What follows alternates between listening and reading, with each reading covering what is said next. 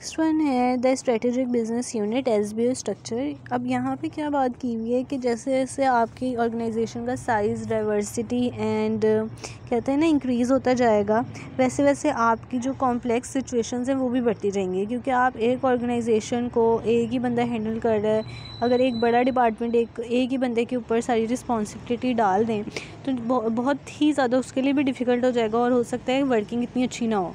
इसलिए क्या होता है, एसबीओ का मतलब ये है कि आप स्ट्रेटेजिक बिजनेस यूनिट्स बना देते हो। मींस कि आप ग्रुप ऑफ पर्सन्स को डिवाइड कर देते हो कि वो सर्टेन ऑर्गेनाइजेशन के ना कुछ वर्किंग को मैनेज करें। जस्ट लाइक अब डिफरेंट आप लोग को प्रोजेक्ट्स मिल रहे होते हैं तो आप क्या करते हो कि हर प्रोजेक्ट को ना डिवाइड कर देते हो डिफरेंट ग्रुप्स में। डिफरेंट ग्रुप्स में जब आप डिवाइड कर देते हो तो क्या होता है कि हर प्रोजेक्ट से रिलेटेड उस बंदे की स्पेशलाइजेशन होती है तो वो उसको अच्छे से डील कर सकते हैं। इस तरह से काम भी डिवाइड हो सकता है। अब इसके एग्जांपल देखो, ऐसे लो कि एक बंदा है, ठीक है, उसने पूरा डिपार्टमेंट संभालना है। क्या वो अच्छे से ज़्यादा संभाल पाएगा, या एक बंदा है जिसने सिर्फ एक बंदा है जिसने पूरी कंपनी के सारे डिपार्टमेंट संभालने, just like finance, marketing and HR, ये 3 डिपार्टमेंट संभालने एक ही बंदे ने। और अगर एक बंदा है जिसने सिर्फ एक डिपार्टमेंट, मार्केटिंग डिपार्टमेंट संभालना है, तो आप लोग खुद बताओ कि ज़्यादा अच्छा आउटपुट किसका होगा। जाहिर सी बात है उस बंदे का जिसके पास सिर्फ एक डिपार्टमेंट है, क्योंकि उसके पास जो प्रॉब्लम्स वगैरह होंगी वो सिर्फ एक डिपार्टमेंट को लेके होंगी, जबकि जो दूसरा बंदा है उसके पास कॉम्प्लेक्सिटीज़, प्रॉब्लम्स, क्वेरीज, कॉन्फ्लिक्ट्स वगैरह सारे जो 3 डिपार्टमेंट्स हैं उनके भी होंगे। तो इसलिए क्या करती हैं बड़ी ऑर्गेनाइजेशंस, ये काम करती हैं कि अपने आप को प्रॉफिटेबल बनाने के लिए अपनी कंपनी को डिफरेंट एसबीओ यूनिट्स बना देती हैं, जिसमें एक सर्टेन प्रोजेक्ट सबको असाइन किया जाता है। डिफरेंट प्रोजेक्ट्स सबको असाइन किए जाते हैं और अलग अलग ग्रुप्स को असाइन किए जाते हैं। जस्ट लाइक आप लोग को एक प्रोजेक्ट मिला है कि आपने इतने टन्स का ना कुछ बनाना है, बना के ना मैन्युफैक्चर करके भेजना है किसी जगह, वो एक ग्रुप को चला जाएगा। फिर एक ग्रुप को मिलता ये है कि उसने 30,000 ना कपड़े की कोई ना कोई वो पहुंचानी है, एक कंसाइनमेंट पहुंचानी है, एक ग्रुप वो काम कर लेगा। अगर तो सिर्फ ये दोनों काम एक ही ग्रुप पे आ जाएंगे या एक ही डिपार्टमेंट पे आ जाएंगे तो उनके लिए मैनेज करना बहुत मुश्किल होता है। इस वजह से ऑर्गेनाइजेशंस क्या करती हैं, वो डिफरेंट एसबीओ यूनिट्स बना देती हैं। ठीक है, नेक्स्ट पे आ जाओगे जब आप लोग देखोगे, last one is the matrix structure. Matrix structure क्या होता है, जिसमें ये जितने भी हमने पीछे स्ट्रक्चर्स पढ़े ना उसका थोड़ा थोड़ा कोई ना कोई पार्ट हो। मैट्रिक्स का मतलब ये होता है मिक्सचर, ठीक है। Matrix is the mixture of something.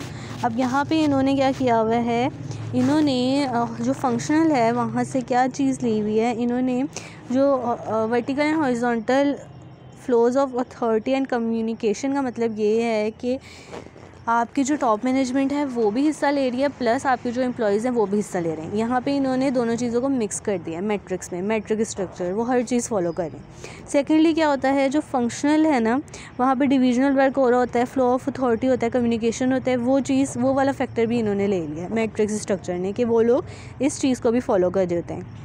इसके अलावा क्या होता है कि बहुत इफ़ेक्टिव मैनेजमेंट पोजीशंस बनाने के लिए ना ये बहुत अच्छी स्ट्रेटजीज़ बनाते हैं और हर तरह का जो कहते हैं ना हर तरह की फ़्लो ऑफ इंफॉर्मेशन जो है अपनी ऑर्गेनाइजेशन में लोकेट कर देते हैं। इसके अलावा ये यहाँ पे कॉम्प्लेक्सिटी होती है, क्योंकि जितने ज़्यादा आप कॉम्प्लेक्स कर लेते हो ना, मीन्स कि हर चीज़ अगर आप कर लोगे, हो सकता है जब आप हॉरिजॉन्टल या वर्टिकल, हॉरिजॉन्टल का ये होगा कि देखो हॉरिजॉन्टल में ये होगा सिर्फ टॉप मैनेजमेंट है। अगर वर्टिकल जाओगे, वर्टिकल में ये होता है कि टॉप मैनेजमेंट ऑर्डर दे रही है और सारे पूरा कर रहे हैं।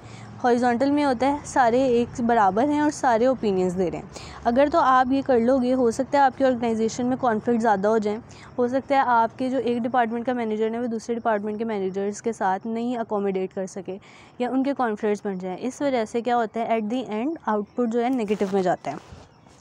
इसके अलावा एक और चीज़ ये थी कि देखो ये जो कॉम्प्लेक्स या मैट्रिक्स स्ट्रक्चर है, यहाँ इस ज़्यादा से ज़्यादा रिसर्च में, डिफेंस में और construction and health care industries में बहुत ज़्यादा फॉलो होता है। और क्यों फॉलो होता है, क्योंकि यहाँ पे इन्हें चाहिए होता है कम्युनिकेशन, क्योंकि जब तक ये सारी ऑर्गेनाइजेशन के साथ कम्युनिकेट नहीं करेंगे तो इनका काम जो है वो सही तरह नहीं हो सकता।